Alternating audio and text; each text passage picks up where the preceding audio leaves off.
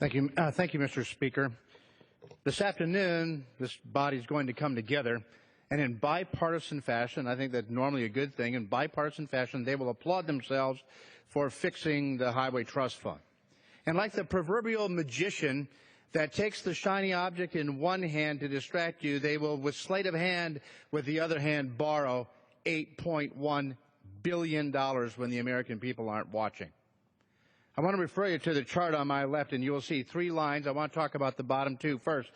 There's a line, the very bottom line, revenue line. That's the amount of money we receive from excise taxes and gasoline taxes to pay for roads and bridges and infrastructures.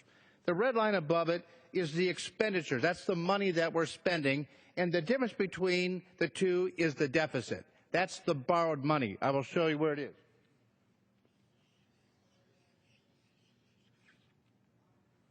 For decades, we've been adding red ink to the American people's debt.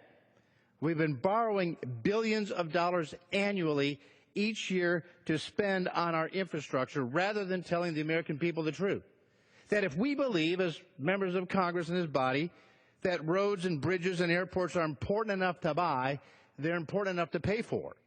But we don't want to do that. We don't want to tell the American people we're going to raise taxes. But I want you to know that this afternoon, when we borrow $8.1 billion to build roads and bridges, we are going to raise taxes. And here's what I mean.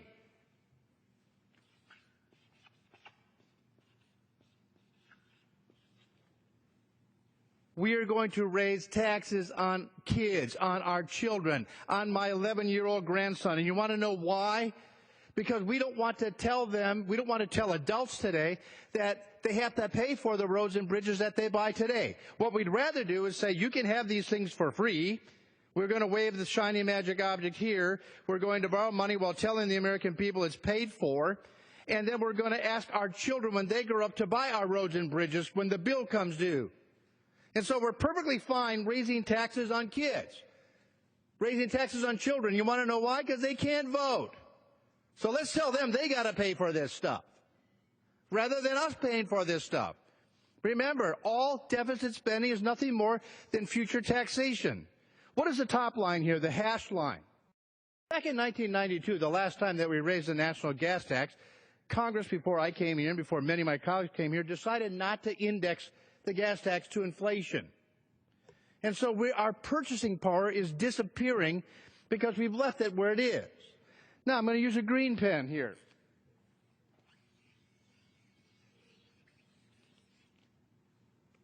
All that green is lost opportunity. I don't know how many of you have flown into LaGuardia, JFK, O'Hare, these international airports. They are the international gateway to the United States economy, and they are also an international embarrassment on a global scale. We continue to let these places degrade and fall apart, and yet none of us in our own spending would do that in our homes. If the roof leaks, we fix it. If the house needs painting, we paint it.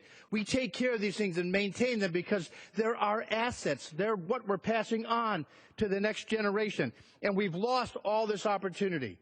What I would much rather see is either we are honest with the American people, Mr. Speaker, and say if it's worth buying and worth doing, we should pay for it, and then raise the taxes necessary to do that like Ronald Reagan did, like George Bush did, like Dwight Eisenhower did, all Republican presidents. They said it's worth paying for. Let's not burden our children. Let's not tax them. If it's worth doing that, we should do that. If it's not worth doing that, we should bring our expenditures down to the revenue level and not spend the money in the first place, so that we're sending a clear message back to each of the states that are getting federal largesse on highways and roads that we're not going to do that, and that you need to raise your taxes to cover the gap. Both of those ideas would be better than what we're doing right now, which is nothing but a magic trick on children, and we ought to stop it.